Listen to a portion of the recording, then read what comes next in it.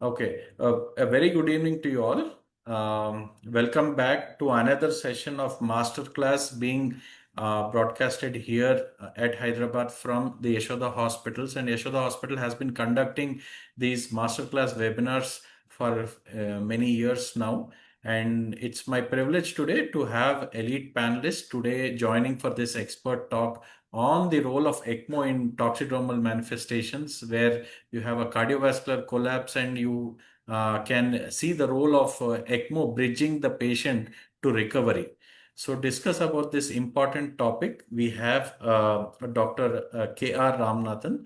Sir needs no introduction. He is a senior consultant in cardiothoracic ICU, Department of Surgery, Yongloo Lin School of Medicine in National University of Singapore. Welcome to you, sir. Welcome for today's webinar. We are very glad to have you. And we have another very elite panelist, Dr. Vivek Kumar Gupta. Dr. Vivek is from Danan Medical College and Hospital and expertise is in cardiac anesthesia and critical care. Welcome, Vivek Kumar, sir, in for today's webinar. Thank you. Uh, yes, sir.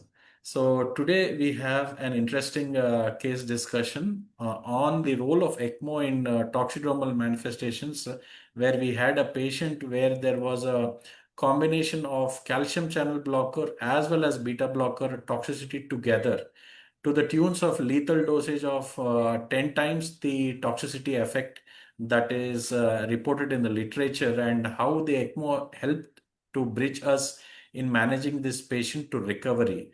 So traditionally, we have been knowing about the treatment of calcium channel blocker toxicities and beta blocker toxicities, but when you have a combination where one vasodilates and other decreases the heart rate, it's a deadly cocktail where the heart wouldn't be pumping much. So to talk about this interesting case and to take our expert panelist opinion, we have Dr. Hariprasad, who is a senior consultant at Yashoda Hospital, Somajiguda, and will be leading the case discussion.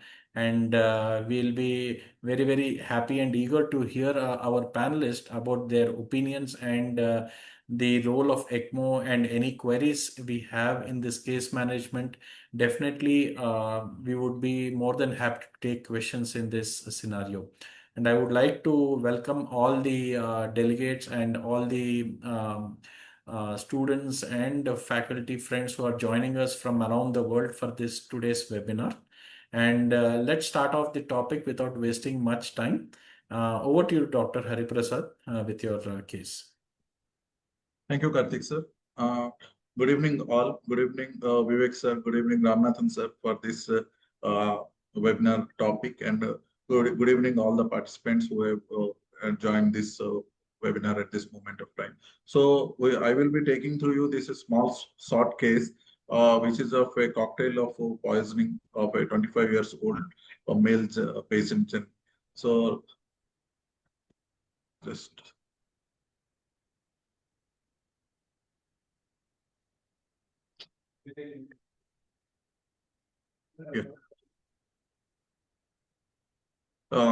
Yeah. This is a 25 years old male who swallowed 38 antihypertensive tablets, which are the self-inflicted injection. So these tablets contains the 5 milligram of amlodipine and 50 milligram of atenolol. So combinedly, there are 190 milligram of amlodipine and 1900 milligram of atenolol he has consumed. After the consumption, he had the initial complaints of like nausea, giddiness, lower limb weakness. Then he developed multiple episodes of vomitings. At this moment of time, they went to a local hospital where they received a gastric lavage. And after that, the patient has developed hypotension, for which they initiated the fluid resuscitation, followed by an vasopressor support, that is noradrenaline. And gradually, after this initiation, also the initial resuscitation, also the patient doesn't improve, and he gradually deteriorated by developing decrease in the urine output and increase in the breathing difficulty. So then the local hospital doctor has referred us this case to our center for further management. When we received the patient on arrival in the emergency, the BP is not recoverable, and he is on a steep dose of noradrenaline, that is 20 microgram per minute infusion, that is around double dilution 25 ml per hour was going on. His pulse rate was around 55 beats per minute, which is regular in rhythm and low in volume. and his saturation is around 77% on room air, and he is requiring 10 liters of oxygen via face mask to maintain a saturation of around 95%.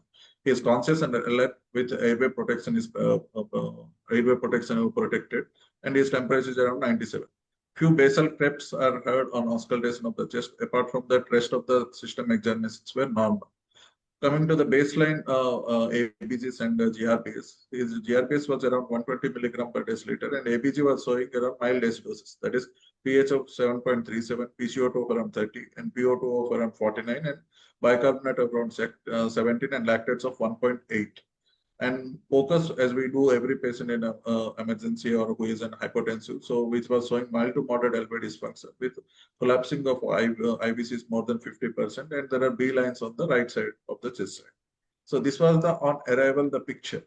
So at this moment of time, as sir was telling, this is a deadly combination of cocktail. He has ingested 38 tablets of antihypertensives, which is of amlodipine, which causes the vasodilatation, whereas the atenolol, which causes the decrease in the heart rate, that is the inotropic effect of the heart is goes down. So in this condition, where the amlodipine causing vasodilatation, which has a reflex tachycardia effect usually, but the atenolol diminishes it, so causing a heart that coming to a failure state or unable to pump the blood out of it. So maintain to blood pressure and the volume. So this is the deadly combination what we have encountered with this 25 years male. So coming to brief pharmacological dive at this moment of time, calcium channel blockers, we know there are three types of, one is the dihydropyridines, which comes under the amlodipine and nifedipine. They usually cause vasodilator and potent vasodilators. This is the agent in our choice. The other calcium channel blockers are phenylalkylamines, which are mostly cardioselective, act on the SA node and on the myocardium, and they have negative inotropy effect. And the benzodiazepines, benzodiazepines, thiophins. The site of action is cardiac, and mostly diltiazem is the more common in this. So coming to baseline management of this calcium channel blocker is the resuscitation like large ball IV cannulas, ABCs to be maintained, continuous cardiac monitoring, decontamination when there is a less than 1 hour or 2 hour activated charcoal has a role with the gastric lavage. The main drug for the antidote like calcium, IV calcium gluconate infusion. For bradycardia, we have to give atropine or go for a pacing. And the main treatment of therapy is the hyperinsulinic euglycemic therapy that has shown some benefit in these calcium channel blocker and beta blocker poisoning also.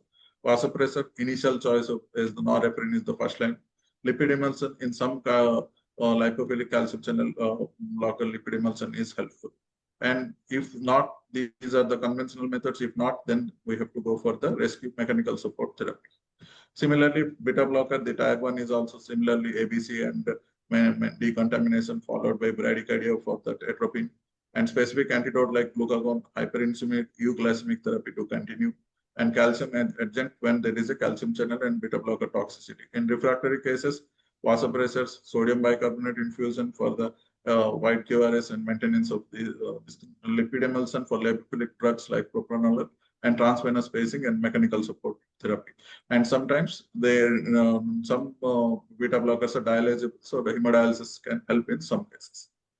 So these are the baseline doses. Glucagon initially we have to give for around 3 to 10 milligram of IV bolus, and which can be repeated after every 1 to 2 minutes, depending on, or continuous infusion of 2 to 5 milligram per hour. Hyperinsulinic euglycemic therapy with insulin bolus to be given 1 unit per kg, followed by around 1 unit per kg per hour infusion, which can be increased up to 10 units of insulin per kg per hour infusion. So, and euglycemia can be maintained with a dextrose solution, and need of potassium supplementation depending upon. Calcium gluconate, usually 10% calcium gluconate, that is 3 gram bolus, or calcium chloride, that is 2 gram IV bolus, and repeated every 10 to 20 minutes as and when required. Sodium bicarbonate for the when there is a QRS widening for membrane stabilizing or severe metabolic acidosis, we have to give 1 to 2 milliequivalent per kg IV bolus or a continuous infusion. Lipid emulsion, usually 1.5 ml per kg per hour bolus, followed by 0.25 ml per kg per hour infusion for the lipophilic drug or refractory shock. Yeah. So at the 0 hours, our patient is, we have, after the initial resuscitation, we have started with airway protection. Initially, he was on oxygen supplementation. Vasopressors, we have added upon the vasopressin and also adrenaline to boost up his heart rate along with the vasoplegia condition. IV calcium, we have also started. High dose insulin therapy, we have started. IV lipid emulsion we have started, and glucagon infusion also started. We have planned for hemodialysis, but his BP is a doubtful situation whether he will support it or not with continuous monitoring. We have done a repeat ABG, which has showed worsening of condition like pH of 7.26 with the increase in the lactates slowly and bicarbonate reducing. So we intubated at this moment of the patient. Yeah, so we'll wait here. So we have seen till now about the calcium blocker toxicity. We have seen patients coming individually with some calcium channel blocker toxicity, or patients coming individually with beta blocker, or a slightly lower dose. So I remember about this case. This patient was a medical student who had consumed this high dose of both calcium channel blocker as well as beta blockers. So my first opinion is like, sir, you might have handled or seen similar cases. Like this case is slightly different in terms of the dosage that he has consumed. And does taking a higher dose take more time, or do you think anything else we could have done in this patient? Because we couldn't get time to do some nasogas, I mean, activated charcoal or whole bowel irrigation in this case, because he was already treated in an outside hospital and has come to us in a failure state with end organ problems. Like, how would you have proceeded? Would you have done the same, or is there any other change in the line of management you would have considered in this, Dr. Ramnathan, sir? In perspective to the medical management, I mean to say. Yeah, I think it's reasonable to consider all these treatment modalities when you hear of someone who has consumed polypharmacy overdose. Clearly, here it is a double whammy because it's a beta blocker plus calcium channel blocker. Yes. A few things that hit my mind hard, especially when you hear of overdose, is that most of us are unaware of what an overdose is. In this case, it's more or less explicit for somebody who's had this many tablets. But a lot of us struggle when it is borderline number of tablets, especially when you have somebody who's had 25 milligram of amlodipine with say 200 milligram of atenolol. You just don't know when the toxicity is going to exacerbate in Yeah. front of you. So that is definitely a challenging task. And very often what I find is peripheral hospitals just sit on these patients and refer to us only when they crash. Yes. They don't.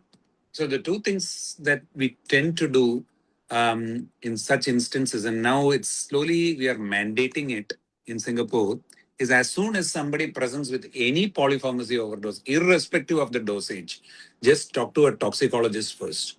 So we have this what do you call it? Toll-free number for a toxicologist who is available 24/7. And this person will be able to guide you. At least, he will say, look, it's early, but don't keep him in your hospital. Move him to a center which has all the facilities and let them manage it there rather than you sitting over it and at 2 in the morning calling everybody in town. So I think that is one important thing. Recognition of overdose is very important in this context. Yes, I mean, I'm sure all hospitals are equipped to deal with the first aid management of such overdoses, which should readily be done. But while that is happening, clearly an idea of the impact of the overdose should also be evaluated and the patient appropriately referred in addition to the measures you have said. I think this is where most of the time is lost, or sometimes we even lose patients in this process. Yeah, so the important point is when we start, resuscitating the patient and we are comfortable resuscitating patient, whether the patient goes into an end organ problem, then probably you have missed the bus. So before the patient goes into an end organ problem, it's more mandatory that we are sure that all your antidotes are in right doses and you have availability of all your antidotes at your place and you are good in managing the hemodynamic status of this patient. Irrespectively, this patient, when he came to our ICU, even with very high vasopressor support, the lactates were around 1.8. That is a bit surprising, but yes, it was still around 1.8. So I think in that perspective, even he was starting developing decreasing urine output, and then he was starting to the show symptoms of oliguria, and probably he was setting into a much severe stage. Luckily, he came to us probably a little late, but at least in a manageable situation to us. Yeah. So, Dr. Vivek Kumar, sir, what's your initial opinions about the management, and do you have anything specific to comment on this scenario? I know most of the things has been taken care very nicely because this is the initial management. If you go for any resuscitation situation, the only thing because there was a hemodynamic instability, there, though even I will go in favor of doing a CRRT in this situation. But because hemodialysis will be only helpful, will be helping for the atenolol toxicity. Yes. So if condition permits, probably doing a hemodialysis for short span of time may be beneficial because it will take out a big chunk of atenolol from the blood rather than CRT because it's a slow dialysis. But I do agree that because patient was hemodynamically unstable, so even the we tend to choose, but given an opportunity, the hemodialysis would have been the better option as compared to CRT. But otherwise, for metabolic corrections and other things and slow dialysis, definitely CRT is Yes. definitely has the upper role. Yes. So, Otherwise, absolutely fine. yeah, so that's a very valid and important point that you have raised, sir, that the calcium channel blocker are highly protein bound and their volume of distribution is very high. I have an additional question. So, if hemodialysis does not help calcium channel blockers, do you think there is any role for heme absorption in this point of case? Uh, Difficult to say because so far, if we look at the extreme guidelines or current recommendations for the poisoning, they have not any positive recommendation for amlodipine toxicity as per the extreme recommendations. So currently, I cannot comment on that how much the hemoperfusion will be helpful. But yes, for atenolol, dialysis can be beneficial. Yes, yeah. So that's true, sir. I mean, we didn't consider heme absorption for the similar purpose and the reason that you have said. And we did try hemodialysis, but the hemodynamic stability was not good. And then we had to go back and fall back onto CRRT, and Yeah. then we had to continue on CRRT. But, sir, yes, sir, you would like to say something, Dr. No, no, Raman? it's fine. Okay. Dr. Ramanathan, anything from your side? Yeah, no, I was about to say that, I mean, heme absorption, yes, probably limited role, or we don't know the Yeah. role there. But with amlodipine poisoning, plasmapheresis may have a role. Clearly, the plasma-bound amlodipine can be reduced if these patients can be put on plasmapheresis. Very often, the series which we have had here, whenever our patients have ended up on ECMO, we have combined that with plasmapheresis. We do have the facility to measure serum amlodipine levels. So, I mean, actually, you don't need the levels, to be honest. The moment you have the first cycle, you will see that your inotropes have melted away. And by the second or third cycle of plasmapheresis, your heart is up and beating and you're ready for weaning. So it's that kind of dramatic response you get to see. We often are unable to start it at a point of hemodynamic instability because that's when we realize that the amlodipine toxicity is really overwhelming. So very often these patients have received plasmapheresis only after they've gone on ECMO. Yeah, I have one more question about the role of methylene blue here, sir. Do you think methylene blue can help in this situation? Yes, as far as the hemodynamic stability is concerned, improving hemodynamics, because usually your vasopressors will not be having a good role. Having vasopressin or methylene blue can be more helpful as compared to the conventional these epinephrine, norepinephrine, or dopamine. Yeah. So now that we are on highest doses of vasopressors and then we are having onset of organ dysfunctions, I'm sure now we are coming to the end of our medical management in this case, and now we need a mechanical circulatory assist to be in place. Yes, Dr. Hariprasad, could you like Yes, take sir. over from here? Yes, sir. That was when we have first initiated therapy at the 0 hours. Now at the 12th hour, we have recalled the situation, what the patient is having, how the progress is going on.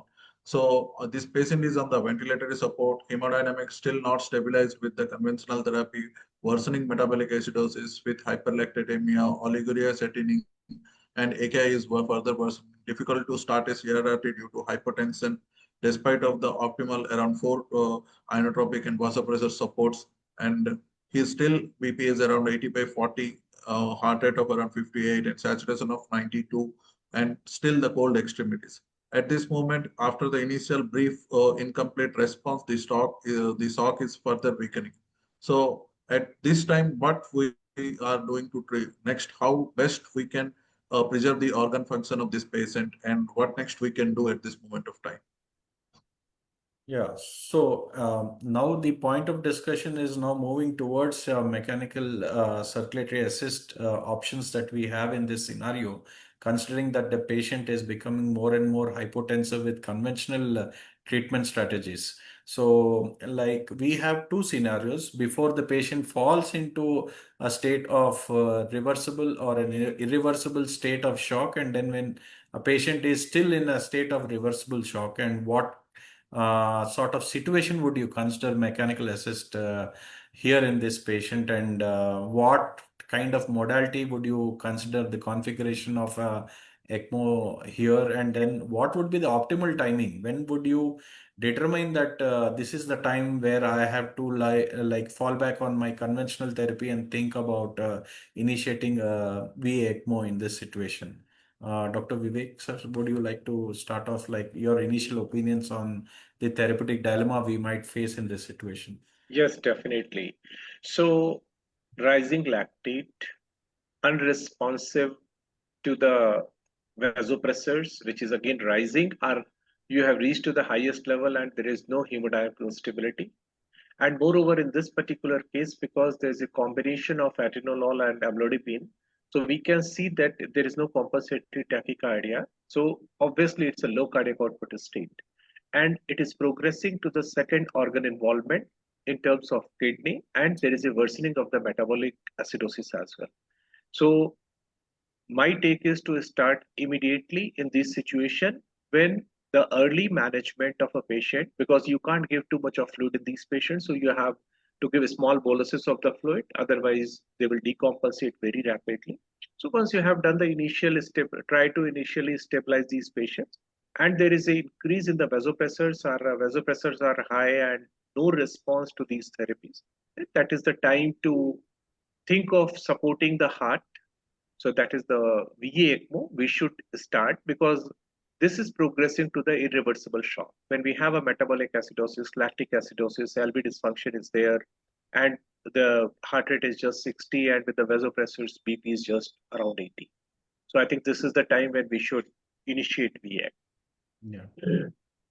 Sir, Dr. Ramanathan, sir, your opinion, thoughts about the timing of ECMO, and what would make you decide that, yes, this is the time that we need to convert ourselves from a conventional mode of therapy to ECMO? Like, do you rely on any such indications, or it's like a clinical situation with, the development of the scenario not being managed with the medical line of treatment? Yeah, I think this is definitely something which can be challenging at times. I agree that we still follow the reactive pathway of just offering ECMO at SCID stage when organ failure sets in, or when hemodynamics are unable to be maintained, or when the patient goes into severe brady. To me, if you were to ask me, is there an opportunity to get prepared for this scenario? I would step 2 steps back.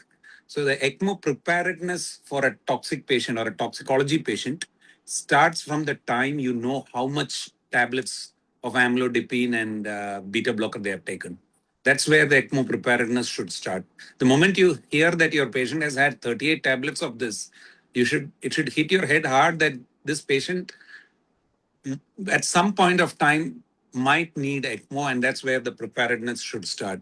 To me, and that's what I tell my toxicologist as well. If you can give me a list of drugs commonly consumed and their minimum, toxic dose, I can at least educate other people in the ED and other ICUs about, yes, if you have a patient with this many tablets of amlodipine and this many tablets of beta blocker, please refer them to me early so that at least I'll be in the loop as to decide when to go on ECMO. The moment I come to know of it, then, my preparedness is totally different. I get my resources sorted. I make sure that, this patient gets ECMO at the right time. Clearly, I may probably still initiate ECMO only when it is SCID or overwhelming arrhythmias. But at least if I get informed early about the dose the patient has taken, I think it'll set my alarm bells ringing straight away. Yeah, this patient could also have landed with a cardiac arrest with this kind of picture anytime, and then keeping ECMO handy will definitely help you whenever you land in such a state of low flow state where you need to initiate ECMO. But it's always better to err on the safer side and initiate ECMO when the shock is still in a reversible state, and then support the cardiovascular status rather than going after having a patient has a cardiac arrest because of your medical management. So probably that is one take-home point that needs to be noticed here in this discussion, that this patient needs an assist device when the patient is still in reversible state of shock. Yeah, Dr. Hari, over to you. So, as we have discussed, which poison patients deserve the ECMO when, or which is the situation, or what are the indication at this moment, which in this poisoning case can determine the ECMO initiation. As we were discussing, when the early shock set in or the delayed, the benefit of the earliness, what we will see in this. So here, why we have chosen this patient for the ECMO is because the toxin is a temporary one. Once the T half or the multiple half-life goes, the toxin is eliminated from the body, then the patient recovers very fast. So that's why we have chosen ECMO. So just yeah. So we have decided for the ECMO on the day one. So going on to the pump, we have chosen for the VA-ECMO and femoral artery and femoral vein perfusion. And our immediate goal was to restore the MAP, coronary perfusion to be preserved, other organ perfusion to be preserved, and reduction of the vasopressor requirement for this patient. So, as this. Sir, do you concur with the configuration choice of ECMO in this situation, and what additional measures would you be looking at apart from initiating a straightforward VA-ECMO in this patient? And what would be your ancillary treatment options? Would you still be considering to continue your antidotes after you initiate ECMO in this case? I'll take that, Karthik. Very tough one. It's totally a gray area. I also get confused whether I should continue with the high insulin therapy, the lipid emulsion after going on ECMO. Yeah. Clearly, the very purpose of going on ECMO is to provide stability and continue treatment. I agree. But then you have now options for advanced therapies here. With hemodynamic stability being offered, CRRT can be continued for atenolol. You can institute plasmapheresis for amlodipine. So these are options you have. And while you are getting all those things sorted, I would still continue with some of those adjunct therapies, or not adjunct therapies, definitive, treatment therapies which you use, such as calcium infusion, the high insulin therapy, and all those stuff. The question is, it's always puzzling. I always find this interesting because we don't have enough literature. I'm sure, Hari, you might you might have gone through literature and you should be able to enlighten us. At what point, after going on ECMO, do you stop this? It's always something I debate by the bedside. When I see that the patient has cardiac function that has improved echocardiographically, and he's definitely on some of the other adjunct therapies that can remove the toxin. Clearly, the duration and the timing of stopping of these drugs, it's still a gray area for me. I'm sure, I'm going to learn after this webinar as to when we can stop it. Sir, as far as I have gone through the few case reports, what they have said, they have continued the after initiation of the ECMO also, but these are the calcium channel blocker for they have used the ECMO and the insulin therapy. So they continued for another 24 to 48 hours. When the vasopressor requirement has gone down, they have stopped that one, sir. So these are the case reports what they have given. Out of around 8 case reports, what I have gone for the calcium channel blocker and polypharmacy, the reference I have given in the last. So in those cases, only one death they have seen. Rest all they have came out, and they continued after initiation of ECMO around 24 hours minimum. They continued this insulin therapy. Yeah, I because see. The addition, sorry, Ram, you were saying something. no, sir. Yeah. Yeah. Okay. So basically, only concern is with the lipid emulsion because that is going to cause challenge with the ECMO circuit and clogging of the circuit and oxygenator. Rest all, it is recommended, means whatever the literature we have, it has to be continued because that will help you to reduce your vasopressor requirement in this situation because you are giving a calcium, you are giving this insulin therapy, all these contribute. But yes, once you have started CRRT and you have started with the plasmapheresis, then definitely you have to judge on the case to case basis that how they are responding and how the hemodynamics is improving, and accordingly you can step down with the therapies. So, But emulsion is only a concern. Yeah.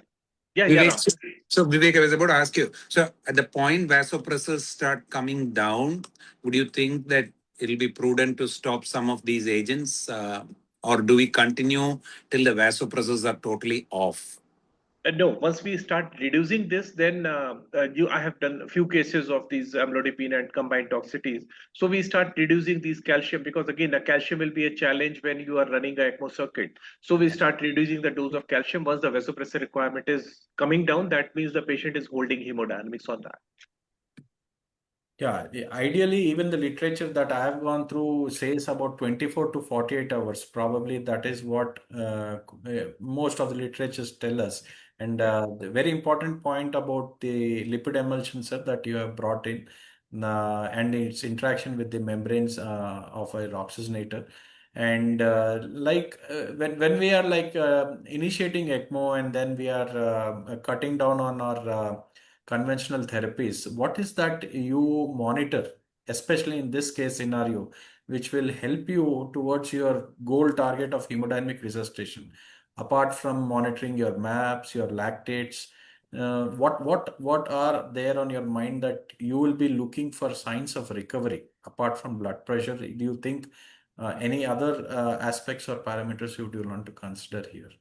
See, all depends on at what stage you have initiated ECMO. Yes. Whether your patient had a cardiac arrest or complexes have become wider or it was only a sinus bradycardia. So let's take one by one. It was just a simple sinus bradycardia. It means once the rate has started picking up, that will be a first sign to tell me that it is improving. If suppose it has worsened up to that extent that there's a wide QRS complexes, then when it is becoming narrow and improved rate is there, then that will be suggestive that it is the recovery. Besides the other parameter, what we look at the conventional these VA-ECMO for recovery of the cardiac recovery and other recoveries.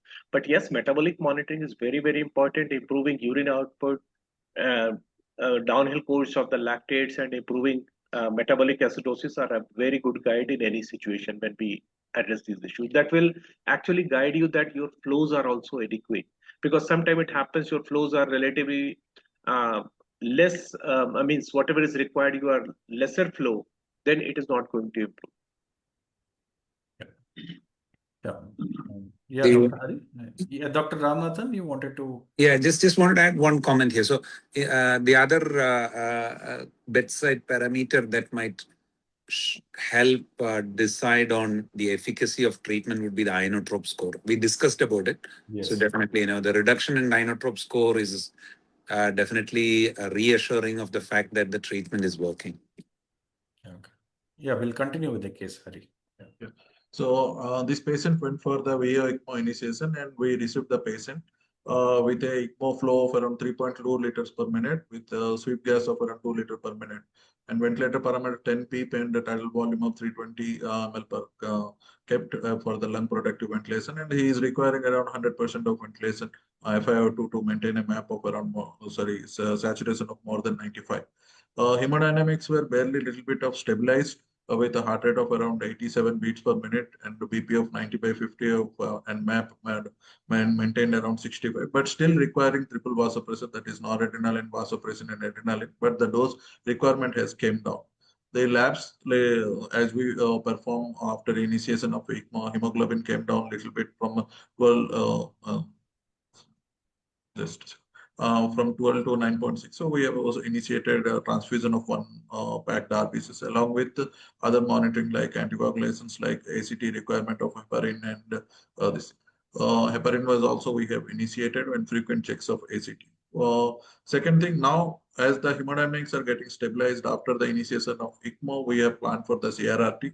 Still, the hem adsorption was doubtful, so we have gone ahead with the CRRT initiation only. HIIT hyperinsulinemic therapy we continued, and vasopressor were slowly titrated. So at the day 2, after 12 hours of initiation of the ECMO, his BP was 100 by 60. NORAD came down to 12 from 12 ml per hour. Adrenalis was still continuing, and 2.4 ml of vasopressor still requirement was there after the 12 hours. And CRRT were continued. Saturation is maintaining with figures of 3 liters and flow of 3.3 liter of ECMO. He's conscious and alert, and still his ABG was showing lactates were improved, and still ABG was showing acidosis. The acidosis is also improving. At this time, we have done another focus which has shown the moderate LV dysfunction still persisting, but the IVC is not collapsing, and few B lines where we can see. So this is the turnaround, because the first time we have seen that the requirement of noradrenaline and vasopressors came down. Now, at this moment of time, as we have discussed, as the initiation after the ECMO, at the coming down of the vasopressor score or the vasopressor requirement, at this moment we further continue or should not. That was the dilemma, but we continued on the hyperinsulinemic euglycemic therapy. So these are the parameters on the day 2 of his hemoglobin after transfusion has improved. Slightly TLC count was raised with the antibiotic with optimized. Platelets gone down because of this membrane hemolysis we suspected, and we have transfused the platelet also for this. Creatinine is rarely stabilized after the initiation of CRRT. Luckily, with this amount of vasopressors and hypoperfusion, after the initiation of ECMO, when we have repeated the SGOT-PT or the LFTs, these were normal. And we have monitored serial calcium as the calcium infusion were going on. Our target was to maintain around more than 10 serum calcium level or ionized calcium of around 1.5 millimoles. So at this moment of time, anything, sir? Like we are end of day 2, and we still have our hyperinsulinemic therapy going on. Now, regarding the role of hyperinsulinemic therapy to maintain euglycemic therapy, whether do you think it holds good in both calcium channel blocker as well as a beta blocker poisoning, or its role is more predominant in a beta blocker compared to a calcium channel blocker poisoning? And should we be like using in both the poisonings, or do you think the role is better in a beta blocker compared to a calcium channel blockers? Dr. Vivek, sir. So predominantly this supports only a beta blocker poisoning. Not of much role, as far as I know, not much role in the amlodipine toxicity using this therapy. And definitely, once the patient has started improving, as you rightly did, that you have stopped this infusions of insulin therapies and calcium infusion. Means calcium infusion, because you were running the CRRT also, so we don't expect some of the calcium will be filtered through CRRT as well. So we don't expect that it will go very high. So continuing infusion was a pretty good strategy in this situation, because otherwise probably there would have been the hypocalcemia as well. So this was a good thing, which was that the calcium infusion was continued in this situation. Thanks. The patient on the next day morning on the day 3, what we have seen that his vasopressor requirement has came down significantly, requiring only 6 ml of noradrenaline. Vasopressin and adrenaline have weaned off, heart rate of 91, maintaining regular rhythm. ECMO still we maintain the same flow and same sweep gas like 3 liters and the flow of 3.3 liters. CRRT we stopped on the night before in the morning. And he is maintaining urine output around 30 to 40 ml per hour, and his creatinine also came down as we have seen. He's still conscious. Now he has started spiking fever. One episode of around 100, and next episode of around 99. 2 episodes we have seen, and rest of the parameters are almost same with the lactates improving. PF ratio still on the lower side around 166 on the ECMO also at this moment of time. So we on the day 4, when we have seen he is off vasopressor, his BP is around 110/70, temperature still spiking around 100 to 101. Saturation is maintaining. ECMO, we have started weaning with a sweep gas of 1 liter and flow around maintain, and the weaning trial we have started. And urine output gradually improved from more than 50 ml per hour. He is maintaining over the whole night. So we have planned for ECMO decannulation, and we have done a ECMO decannulation at this moment of time, and other supportive like blood production we have given at this moment. And the focus we have done prior to the decannulation, the LV function has improved here. Yeah. So, sir, I mean, we are now talking about day 4, and we are talking about a dose like 1800 milligrams and 200 milligrams. Do you think these dosages determine your outcomes, or it's like the support, if you are giving adequately at the initial stages of time, then these things are like easier to manage? Could we have done this without a mechanical assist device if we don't possess it? If this case could have been improving. I don't think so, right? Nah, no way, Karthik. He would have No died. way. Yeah, he would have died. And moreover, it's not only the dose, it is at what stage, with what level of shock patient is reaching to you and where you are addressing these shock. It might have been the 10 tablet, but he reached to you with a very high vasopressors and the low cardiac output state. Probably the ECMO would have, you would not have any other option rather than putting this patient on it. In this particular case, if I would have to do, probably I would not have stopped the CRRT at the early stage, because if I look at the PF ratio, it was not very good.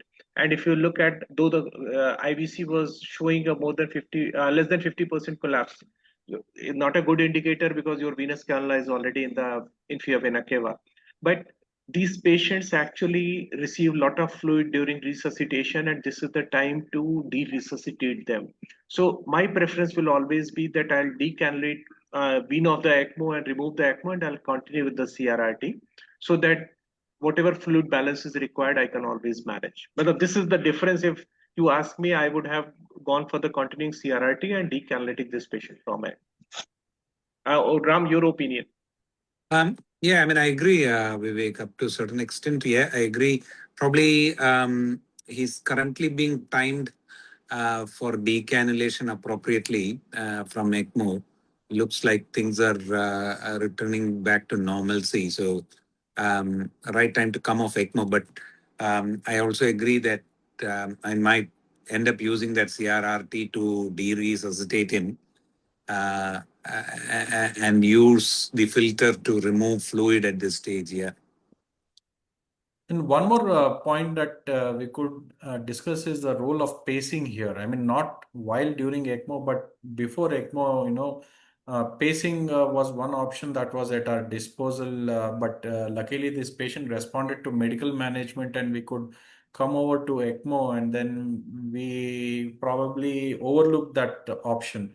What's your take on that, sir, in this case? Yes, because this is there is atenolol which is causing bradyarrhythmia. And when there is a bradyarrhythmia with the hypoperfusion, very strong recommendation of AHA to go for pacing if it is not responding to the conventional therapy using atropine or starting with the dopamine or epinephrine infusion. Definitely yes, because when there's a low cardiac output state, only two things you can manage: either stroke volume or you can increase the heart rate. So if you increase the heart rate, you might get. But in your case, because the heart rate was bit maintained around 45, 50, so that is okay. Means you might not needed the pacing, but yes, pacing has a good role in the early phases before putting a patient on ECMO itself. If bradyarrhythmia is with the hypotension. Yeah. So uh, the need for pacing in calcium CCB poisoning or beta blocker poisoning is again a good indicator of how much support they would need in future. So again, a patient who is on transvenous pacing plus an inotrope, I would start thinking about ECMO. These will be my warning signs for ECMO preparedness from my side. Clearly, I wouldn't delay ECMO in such instances.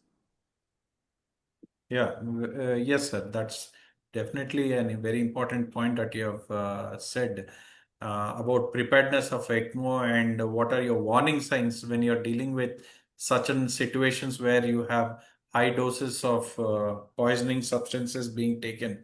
And yes, preparedness will definitely improve your outcomes. Dr. Hari, yeah, would you continue? Yes. On the next day, day 5, when he was spiking fever and his saturated PFS is less than 200.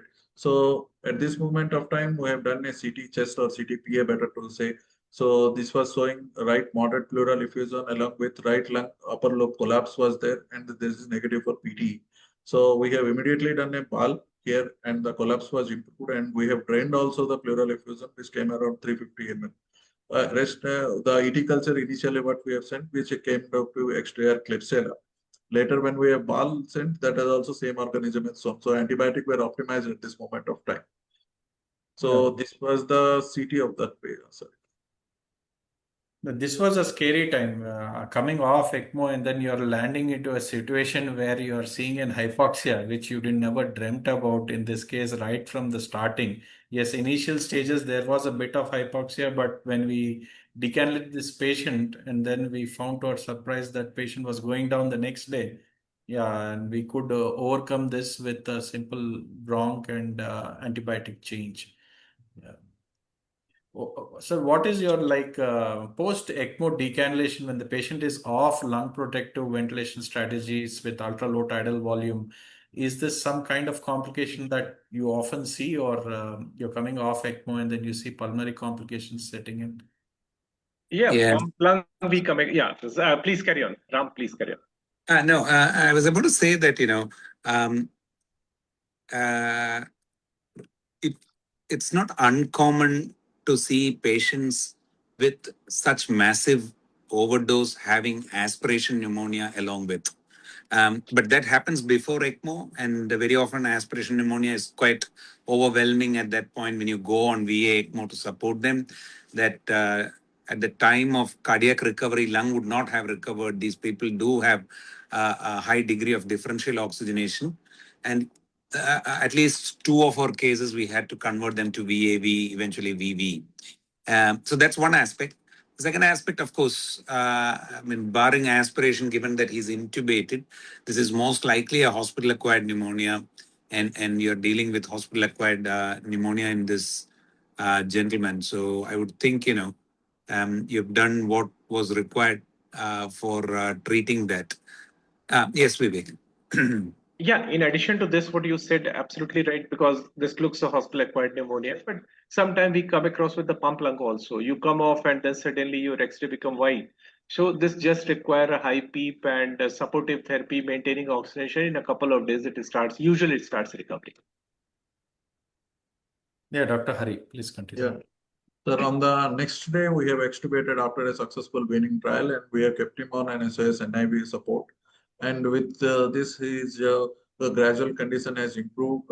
He required a few blood transfusions. Meanwhile, during the 4 to 6 days of this initial decannulation to extubation phase for optimize his condition, he is now maintaining a good urine output with a good PF ratios, and for that we have extubated this patient. These are the lab values for this patient from the day 6 to date, and I have mixed here, all the thing. As the TLC count, you can see on the day 6 and day 7, immediate post-extubation period, little bit of higher said after antibiotics, it came down to 11,000 when he got out. And the other parameters were normal here, and platelets count are also normally improved after the decannulation process. So as we were discussing, what about the dialysis, plasma exchange, and heme adsorption? So with the literature, what we have gone through, hemodialysis is ineffective for the amlodipine, but atenolol can be dialysable. But at the moment of initiation of when the patient presented to us, he was in a profound shock, refractory shock, and the hemodialysis would be a catastrophe. He may collapse suddenly and land up in a cardiac arrest, and all the balance would have been tilted. What we have that window period. And plasma exchange, as recently the sir has told, the recent literature is showing some support in view for the amlodipine poisoning, where it is a high plasma bound and high tissue bound also. So, but no guidelines still now it's supported at this moment of time. Heme adsorption, these are in the few case reports they have seen, but there is no clear-cut suggestions or the guidelines still to support this for a poisoning in case of calcium channel blocker or a beta blocker. So on the 7th to day 9th, he continuously improved. He was mobilized, active physiotherapy, his condition gradually improved, and he maintained a good urine output. No other organ dysfunction we noticed in this condition at this moment of time. So we were more worried, as sir was telling, continuation of CRRT. So initial insult when the patient is on the day 0 and day 1, where the profound shock was that the hypoperfusion leading to a AKI or other organ function. But luckily, ECMO saved him at this moment of time because of maintaining the organ perfusion. So one session of CRRT could help him to come out of this situation at this moment of time. So this is the 6 decision and 6 turning points in this situation. The first line of therapy, that is the infusion of calcium, glucagon, hyperinsulinic therapy, requirement of SOS pacing. So these are the initial therapy what we have started. So is there any time limit for to escalate this, or should we go all at a time, all guns blazing at this moment of time? Yeah, I would think, it all depends on how desperate you are to save this patient. I would throw the sink at him if I were you when his BP is 80 and is on 3 inotropes. But is there a way of escalation from one to the other? I think there are different algorithms that are readily available when it comes to the usage of each of these therapies. But clearly, at a stage where you took us through when he was on 3 inotropes and still the heart rate was low, I'm sure I would have thrown all these at him to save him. Yeah, I must congratulate the team for wonderful management throughout. In fact, not leaving any stone unturned. Like initial phases, early management, and then escalating to ECMO and CRRT, and then addressing the hospital-acquired pneumonia, because so many times weaning off ECMO and survival may not be the same. So those things probably at the right time is very, very important. And your aggressive management, that you drained the pleural effusion and you went for the bronch and ultimately escalated the antibiotic, that was probably a wonderful management, I should say. Hari, I have a question. May I know what prompted him to take this many tablets? What was the reason for the overdose? And how did you manage his mental health? Yeah, that's a very important point, sir, that you have raised. This we asked him when we got him off the vent, and we sat for a day and we talked to him. What was his response? The stress of dealing to read medicine. That was his answer. And we were like really surprised, your work. We talk about work-life balance, but sometimes even during your education days, this boy had to tell us very interesting stories about what difficulties he faced while, dealing with this situation of preparing for his Is it? exit exams. Yeah, exit exams. So he's lucky that he got a medical seat despite what is happening around NEET, and Yeah. still decided to consume these tablets after getting a Yeah. medical seat. Yes, couple of months away from graduating. That's even more worrying to know. Yeah. Okay, Right. so So as we have discussed, would ECMO have worked if started after the cardiac arrest? So, sir, once sometimes the patient could not reach to a ECMO center. We sometimes receive patients who are going to a local hospital where there is a cardiac arrest, and post they come to us. So, is there any, sir, how is your experience in dealing these cases who are, because the period of time, the golden period or golden time period which is lost. So, how worse the situation can be once the cardiac arrest happens? see, um, for sulfurs poisoning, I tell you, we come across almost out of my 200 cases of sulfurs, at least 40 had a cardiac arrest just prior to ECMO. And in fact, just while shifting to my ECMO unit, they had the on the way cardiac arrest, or even in front of me, they have a cardiac arrest. So there's no problem because you know that you are maintaining a high quality CPR, they are intubated, oxygenation is maintained, and you are sure about the quality, you're not worried. But when you are shifting any patient who had a cardiac arrest outside in other hospital, you are not aware what the protocol they have, and how much was the low flow time, how much was the no flow time, before identifying cardiac arrest and response of the team.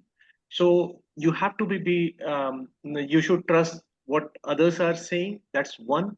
And second, you should have a very good counseling of the relative that there is a possibility, because where in the poisoning cases we talk ECMO as a bridge to recovery.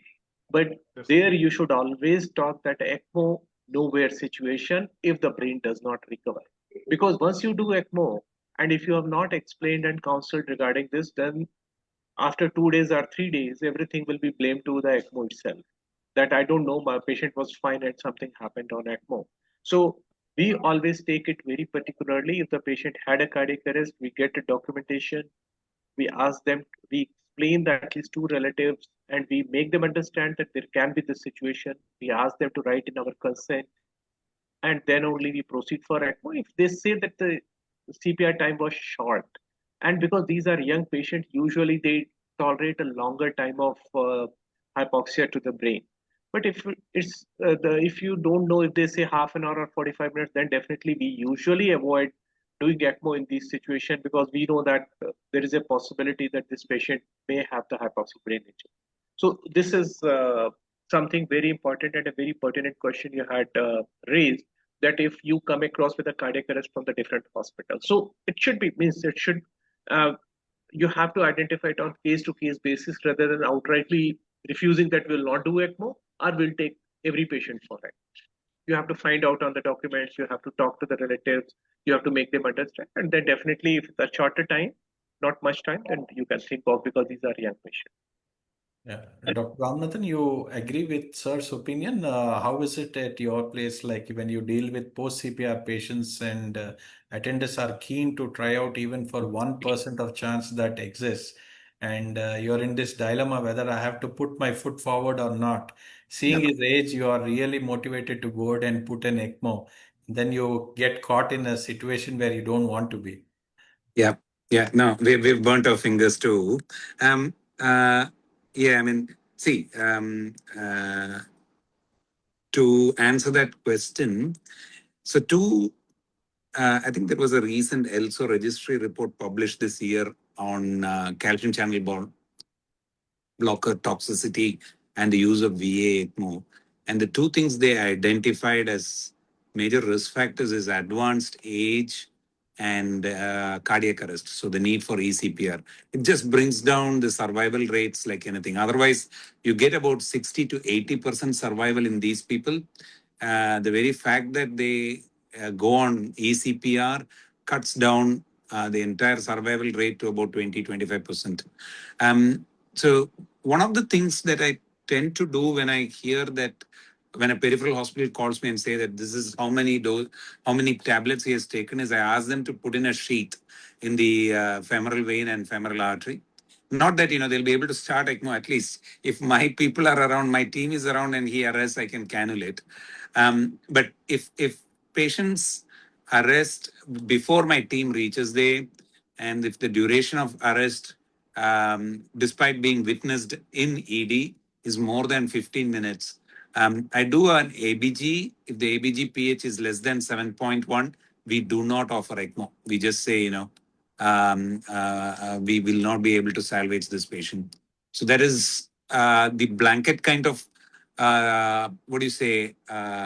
non-evidence-based rule that we follow. Because somewhere you'll have to, you'll have to make a call rather than standing on the fence. So this is something which is internally followed amongst our team, especially when somebody has a cardiac arrest out of hospital. We don't explicitly state that in our ECMO policy, but this is an understanding amongst us in the team. Okay. Yeah, one more important question I would like to throw at the panelist is about your experience about other toxidromal conditions where you have used ECMO. Like this was one condition where you had myocardial depression and a vasodilatory state, but you could very well take the advantages of ECMO in a state of arrhythmia causing toxicity causing arrhythmia. So any such experiences that you have seen through cases of like tricyclic antidepressant poisoning or conditions where arrhythmia could be the predisposing factor for initiation of ECMO. Cocaine poisoning, we have done quite a few. Okay, sir. And second, aluminum phosphide, we come across with the multiple way low cardiac output state cardiogenic shock are they are throwing, because these aluminum phosphide, they throw arrhythmia and then they don't come out. So those arrhythmias we have faced in many patients. Okay, sir. What has been your experience, sir? What has been your outcomes that you have seen with? Very good, very good. Once the arrhythmia settles down, which takes multiple shocks, because usually we avoid avoid means if we manage with the shocks, because there is a ventricular fibrillation. The only challenge during a VA-ECMO, if patient is having a VF or VT, is LV distension. So we give shock. It is not as frequent as we do for during CPR, but we keep giving shock so that the LV is getting empty because there is ejection. So we prevent LV distension by giving shock in these category of the patients. So they recover very well after 2 days, 48 hours, usually they recover. And survival is around 70-75% in these patients. Yes, sir. So, Yes. Raman, sir, any specific cases you remember in this perspective? Yeah. Yeah. Yeah. So we've had a few patients. There was one patient last month also where we had to initiate VV-ECMO for aspiration pneumonia following poisoning. That patient had paracetamol poisoning and eventually had aspirated. So we had to start VV-ECMO. He eventually recovered. The liver also recovered. So he didn't have much of issues. Few days on ECMO, and aspiration pneumonia has very good outcomes when you go on VV-ECMO. 3 to 4 days of ECMO and they come off ECMO. The other interesting cases or toxidromes that respond well on ECMO have had patients with thyroxine poisoning, thyroxine tablet, where they become hyperthyroid, go into cardiomyopathy, need VA-ECMO. Again, plasmapheresis works here, and you get their thyroxine levels down in blood, and they improve drastically. Very interesting poisoning is digoxin toxifera. I'm not sure how common it is in Andhra and Telangana. In Kerala, it's very common, and that's where I did my undergraduation. So there used to be this odollam fruit called as the ping pong fruit, which is rich in digoxin. And it's you can see it very well distributed in every household that has a backyard, and it's easy to pluck. And even a small bite of that fruit, you get so much of digoxin in. And as a house surgeon, if these patients land on at 10 p.m. at night, you'll be just breaking ampules of atropine throughout the night, treating them those days. Yeah. We used to give them pacing as well. That's the best we could do. I've seen patients die before me. After coming to Singapore, I learned that the kernels of this fruit are available online. Of course, um, on Amazon and other this thing. I don't know what they use it for, and people have consumed it. I've had 2 such cases being referred to me who needed ECMO and pacing. Of course, these patients do well if you give them digibind, and they eventually turn the corner. Clearly, this is something unique, I thought, where digoxin toxicity is also very well curable with ECMO therapy. Yes, sir. We do see digoxin toxicities coming here, but we've not done ECMO for a digoxin toxicity. We didn't face that kind of situation, but yeah, with medical management, usually with pacing, they improved. Yeah, so that's a valid point that is taken. Any further closing remarks, sir, Vivek, sir, before we No, end? no, I think we have discussed almost everything. Yes, sir. Okay. The only thing, early ECMO. If your patient is deteriorating, don't wait, just go for it. Yes, yes. So yeah, he was our patient who had walked out after his ECMO, and it's sad. And he comes back to us once in a while. He meets us. He's couple of hundreds of kilometers away, but he's doing well. He's in follow up with us. So And Ram, you were asking about that. What about their counseling? So what we do for our patient, we keep them on the regular psychological evaluation and psychologist therapy. And we follow. In fact, we have created a channel that our nurses call them up. That whether you followed up last week with your psychotherapist, or you are continuing your medications, or you have stopped it, because this is very common that if they leave it, they can have the second attempt for the suicidal attempt, because they have a tendency for it. Yeah, that's right. So Vivek, you have a long-term follow-up data of these patients. Yes, now I have more You than should 2 years publish it. data. Yes, yes, I'm just planning to publish their quality of life. Even in fact, Yes. after VA-ECMO, there we have evaluated all these components Yeah. using this EDQ 5L scale. Wow. All these toxicology patients have been followed up. All, yes. Yeah. Oh, that'll be interesting to know, Vivek. I'd be keen to see your outcomes, long-term outcomes. Yeah, thank you. yeah, before we close, sir, just last question to Dr. Vivek. Your experience, what has it been like in paraquats when you tried out ECMO?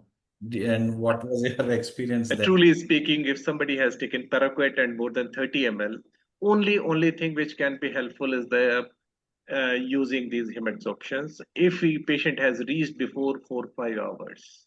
Yes.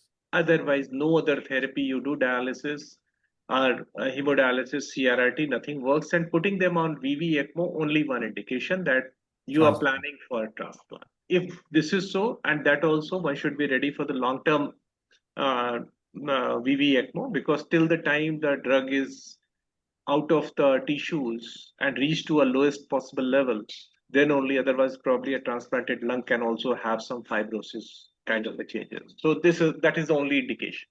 Yeah, probably this is one of those indications in toxic overdoses where VV-ECMO will be beneficial. VV-ECMO. Yeah. Yes, definitely. Right. Okay. Hari, do you have anything to say? No. Okay. It has been a very interesting discussion, sir, and I would like to thank Dr. K.R. Ramanathan and Dr. Vivek Kumar Gupta for having taken out their time from their busy schedule and discussing this very important topic with all our delegates and our friends who have joined today for today's evening webinar. And Yashoda does these webinars every Tuesday in field of critical care. And we will be more happier to meet you all on another important topic the next Tuesday. Thank you all for joining, and thank you, sir. Thank you for taking your time. Thank you, Dr. Hari. Thank you very much. It was always pleasure meeting you all. Thank you and well done. you. Actually. Good night. Congratulations. Yeah. Thank you, sir.